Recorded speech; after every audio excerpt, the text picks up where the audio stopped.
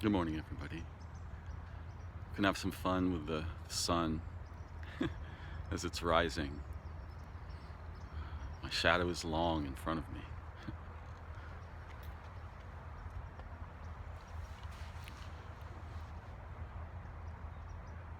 It's so beautiful. The stillness in the morning. All the trees. The songs of the birds.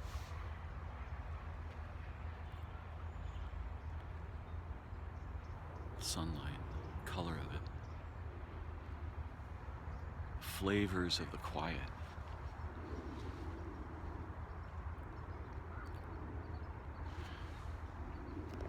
You know, we have in English and in our thought a variety of sort of polarized dichotomies, right? It's your heart or your head. It's your money or your life. It's your body or your mind or your spirit.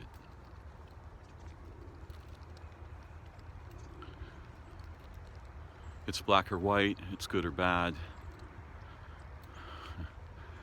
it's finished or not, I won or lost.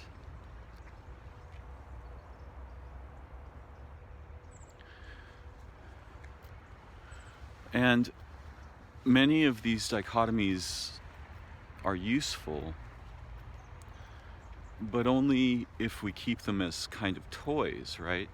If they become embedded in our minds as hard distinctions, concrete boundaries, then things become very confusing. It struck me briefly as I was walking this morning to meet with my little group that there are only others if we're in our mind and in our bodies and in our hearts that way.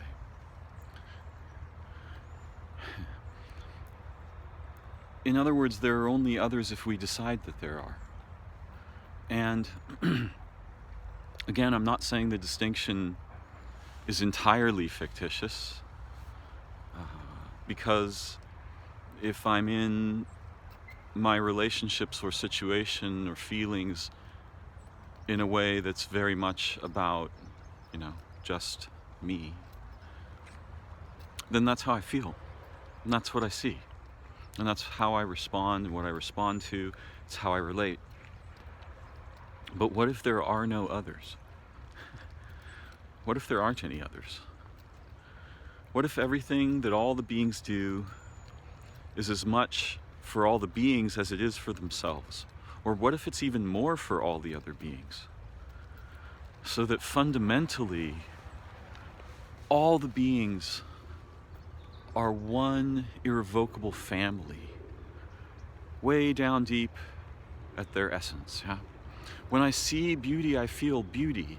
When I see other beings feeling pain or being hurt, I feel pain.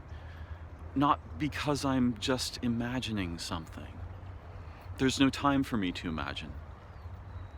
If I hear the dog yelp, I feel pain. I somehow feel part of myself is hurting. If I hear someone crying, I feel pain. When I see someone suffering, I feel pain. Why is that? Is it because I imagine others? No. It's because fundamentally, if we leave the language aside and we don't take sides, there aren't any others. And imagine what a relief this would be if there weren't any others. There are no more prosecutions to be had. No more, right? All this accounting and thinking about, well, did I get what I was, did it work out the way I liked, and blah, blah, blah. All that would go away. Can you imagine what a relief it would be suddenly to just realize, all of the beings and the sun and the sky, We are all together always first.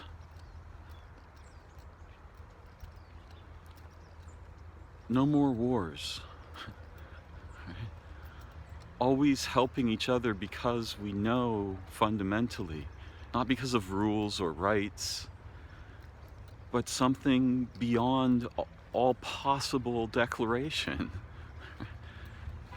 The endless invitation of communion. I remember occasionally I see outside the language and ideas so common to our modern situation, and there outside is a paradise.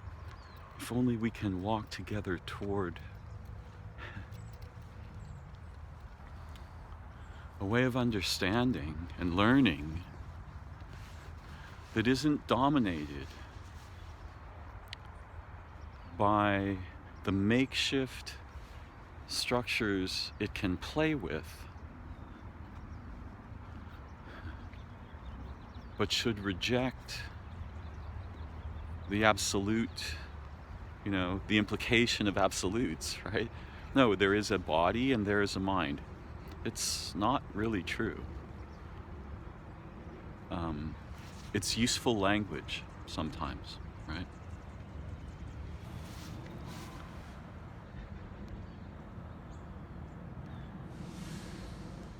I think in our essence we are with and for all other beings. There are no others.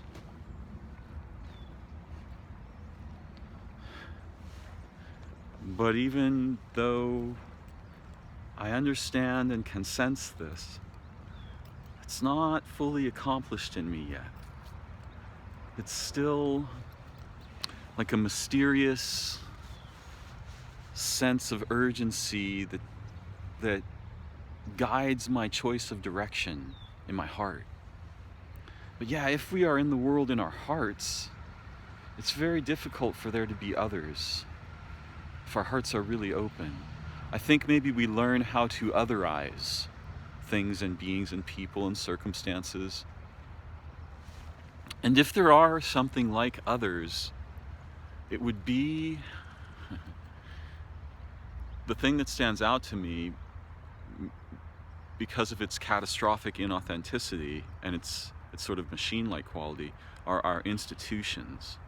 Those are like others in a way, or can be seen that way. But the living beings and places and all the beings in all of time,